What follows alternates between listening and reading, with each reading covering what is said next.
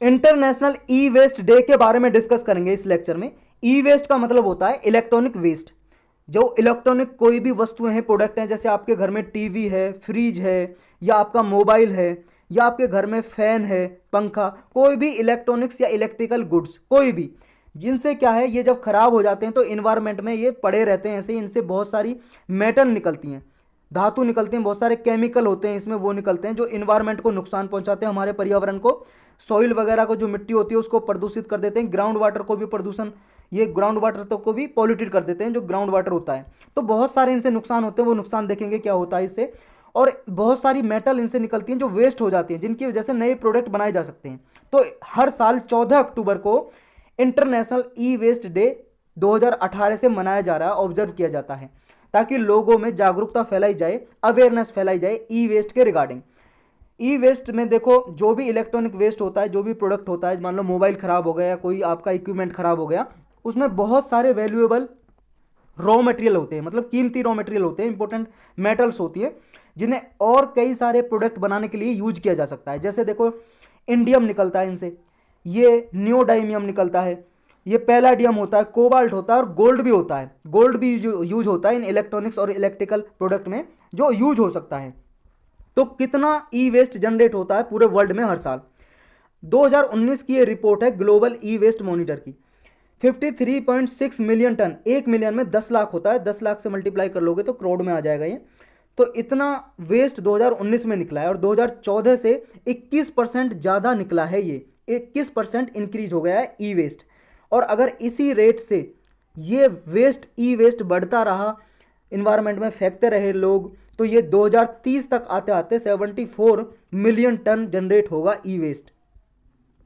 हर साल annually 2 million ton ई waste generate हो जाता है पूरे वर्ल्ड में। और देखो, ये हायर, क्या कारण है इसका? हायर कंजप्शन है, क्योंकि देखो ज़्यादा पॉपुलेशन बढ़ रही है, ज़्यादा मोबाइल वगैरह खरीदते हैं, ख़राब हो जाता है, फेंक देते हैं, तो ये हायर कंजप्शन रेट बढ़ रहा है इलेक्ट्रॉनिक्स का।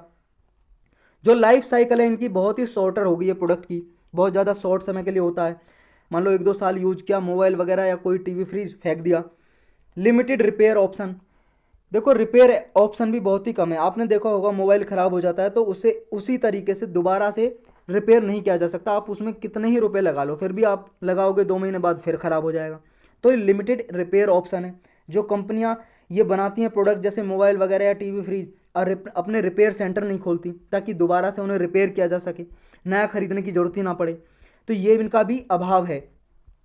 इनसे देखो, जो 1 टन ई वेस्ट होता है उसमें से अगर 17 टन गोल्ड, जो ओर होती हैं, गोल्ड खदानें, उनसे जितना हम निकालें, 17 टन गोल्ड ओर से, कच्चा गोल्ड जो निकलता है ना, काला काला सा निकलता है पहले तो, तब उससे गोल्ड बनाया जाता है। तो 17 टन गोल्ड ओर से जितना सोना नहीं निकलता, जितना 1 टन ई वेस्ट से सोना निकल जाता है, गोल्ड निकल जाता है। ये देखो इम्पैक्ट क्या होता है इसका, देखो टॉक्सिसिटी। टॉक्सिसिटी का मतलब ये है कि ये टॉक्सिक होता है। टॉक्सिक का मतलब जहरीले कुछ इसमें मेटल्स होती हैं, जैसे लीड हो गया, सीसा, मरकरी, कैडमियम, क्रोमियम, पॉलीब्रोमिनेटेड बाइफिनाइल्स, पॉलीब्रोमिनेटेड डाइफिनाइल्स, ये दोबारा लिखा हुआ है। तो इतने सारे इसमें मेटल्स होती हैं।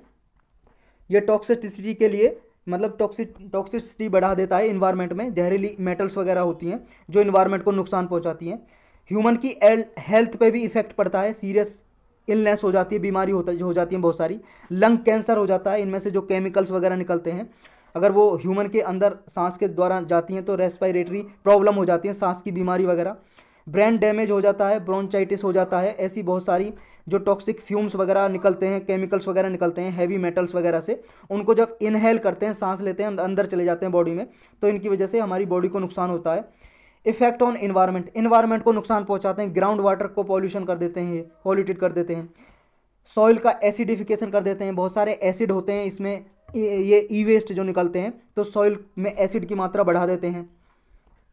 एयर पॉल्यूशन भी करते हैं ये, प्लास्टिक वगैरह को जलाने से, जो प्लास्टिक वगैरह यूज होती है ई वेस्ट में, उसको जलाने से एयर पॉल्यूशन भी होता है। इंडिया में ई वेस्ट कितना होता है? देखो, अगर हम सेंट्रल पॉल्यूशन कंट्रोल बोर्ड की रिपोर्ट लें उसके अकॉर्डिंग, ये हमारे इंडिया में 2019-20 में 10 लाख से ज़्यादा ई वेस्ट जनरेट हुआ है। और ये अगर 2017-18 में देखें तो 7 लाख टन ई वेस्ट जनरेट हुआ था। तो ये इंक्रीज हो गया है 2017-18 की अपेक्षा 2019-20 में ज़्यादा इंक्रीज हो गया है।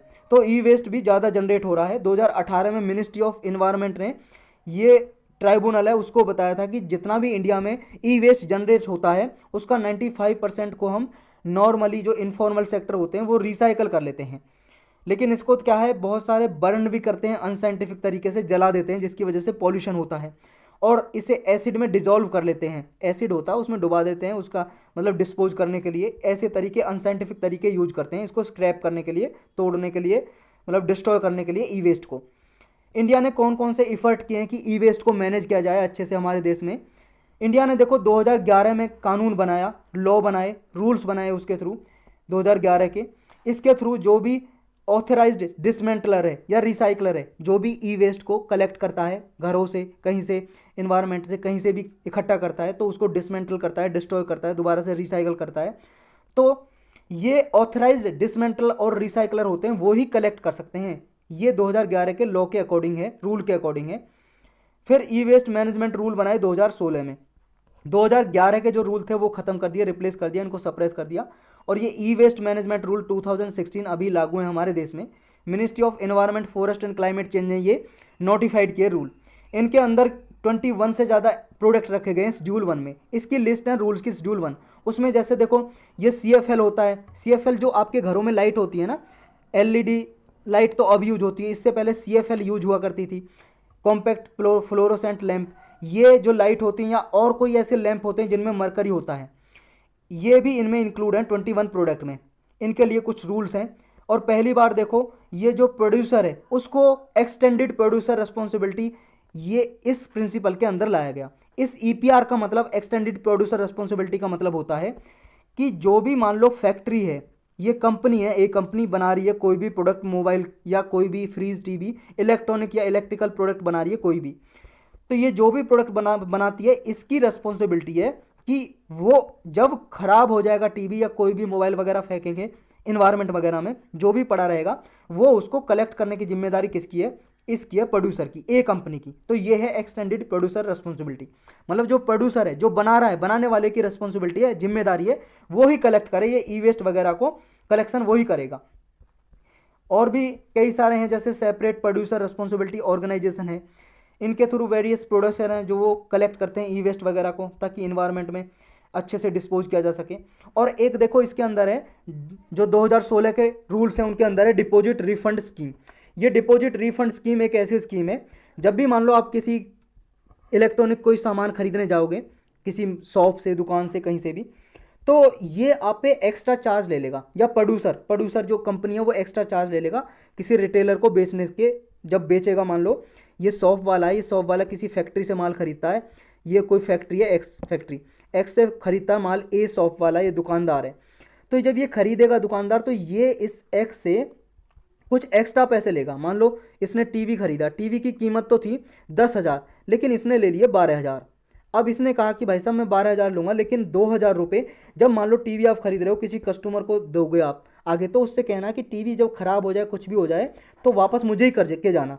तो ये किसे करके जाएगा, ये कस्टमर है जो मान लो ये बी कस्टमर है, ये इसे कुछ पैसे दे देगा वापस, ये भी पैसे रख लेगा इसके, और फैक्ट्री ने भी ए जो शॉपकीपर था इसके पैसे रखे हुए हैं मान लो 2,000। तो जब भी ये वापस करके जाएगा 5 साल, 2 साल, 3 साल, 4 साल, 10 साल बाद, तो 2,000 रुपये वापस दे देगा, और जो भी इसका इंटरेस्ट है इंटरेस्ट के साथ देगा, ब्याज के साथ। तो ये डिपॉजिट रिफंड स्कीम। इसका फ़ायदा क्या होगा, इसका फ़ायदा देखो ये होता है, अब जो भी खरीद के लाया था फैक्ट्री से, तो इसके 2,000 रुपये फैक्ट्री पे हैं, अब ये इसके लालच रहेगा भाई साहब मैं 2,000 इसे टीवी को वापस करके जाऊंगा तो 2,000 रुपये भी मिलेंगे और इंटरेस्ट भी मिलेगा, तो इसलिए वापस करके जाएगा। अब इसमें जो भी टीवी खराब हो गया, जो भी यूजफुल चीज़ें होंगी, तो दोबारा फैक्ट्री यूज कर सकेगी उनको, तो इस तरह से ई वेस्ट को दोबारा से रिसाइकल किया जा सकेगा। स्टेट गवर्नमेंट का भी रोल है, वो इंश्योर करेगा सेफ्टी, हेल्थ और स्किल डेवलपमेंट करेगा वर्कर्स की, ताकि रिसाइकलिंग ऑपरेशन अच्छे से किए जा सकें। और जो इन रूल्स का वायलेशन करेगा, उल्लंघन करेगा, उस पर पेनल्टी लगेगी, पेनल्टी मतलब फाइन लगेगा, चार्जेस लगेंगे। अर्बन लोकल बॉडीज हैं जैसे म्यूनसिपल कमेटी, काउंसिल, कॉर्पोरेशन जो होती हैं, उनकी भी ड्यूटी बनती है कि वो ई वेस्ट जो जनरेट होते हैं उनकी एरियाज़ में उनको कलेक्ट करें, उनको इकट्ठा करें और रिसाइकल करें। नेक्स्ट है एक देखो Basel convention on the control of transboundary movement of transboundary, मतलब हजार्डस वेस्ट 1992। ये 1992 में देखो बेसल कन्वेंशन हुई थी। इसने जो भी ट्रांसबाउंड्री मूवमेंट होती है, एक कंट्री से दूसरी कंट्री में कोई मूवमेंट होती है, जाता है हजार्डस केमिकल वगैरह या कोई भी वेस्ट हुआ, उसको रोकने के लिए ये कन्वेंशन हुई थी, एक मीटिंग हुई थी। तो ये 2002 से देखो इसने स्टार्ट कर दिया ई वेस्ट को एड्रेस करना, ई वेस्ट भी इसने इंक्लूड कर लिया। और अब जो भी इलीगल स्मगलिंग होती है ई वेस्ट वगैरह की, जो जनरेट होता है एक कंट्री से दूसरी कंट्री में डिस्पोज करने के लिए भेज दिया जाता है, तो इसको ये रोकता है। एक मोबाइल फ़ोन पार्टनरशिप इनिशिएटिव है। ये भी देखो बेसल जो कन्वेंशन है, बेसल कन्वेंशन एक ऑर्गेनाइजेशन मान लो, एक ट्रीटी मान लो इसको, कन्वेंशन को, संधीय एग्रीमेंट है। तो बेसल कन्वेंशन में इसकी मीटिंग होती है हर साल, उसको मीटिंग को बोलते हैं कॉन्फ्रेंस ऑफ पार्टीज। ये जैसे यूएनएफसीसी की होती है उसकी मीटिंग होती है, उसको भी सीओपी बोलते हैं, कॉन्फ्रेंस ऑफ पार्टीज। इसकी भी मीटिंग को भी मतलब हर साल मीटिंग होती है। इसकी 6वीं मीटिंग हुई थी, उसमें ये इनिशिएटिव लिया गया था, मोबाइल फ़ोन पार्टनरशिप इनिशिएटिव। इसमें भी इसके बाद एक नैरोबी डिक्लेरेशन हुआ था। ये 9th मीटिंग हुई थी, कॉन्फ्रेंस ऑफ पार्टीज 9, COP 9 हुई थी बेसल की। इसमें डिसीजन 9/6 ये लिया था, कुछ इलेक्ट्रॉनिक वेस्ट और इलेक्ट्रॉनिक वेस्ट को साउंड मैनेजमेंट के लिए, ताकि इन्वायरमेंट पे इफेक्ट ना पड़े, दोबारा से रिसाइकल किया जा सके इसको। एक देखो रोटरडम कन्वेंशन है 2004 की।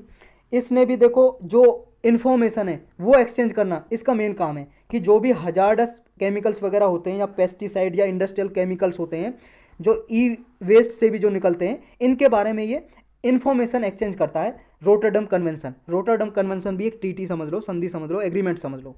तो यही था बस इस लेक्चर में।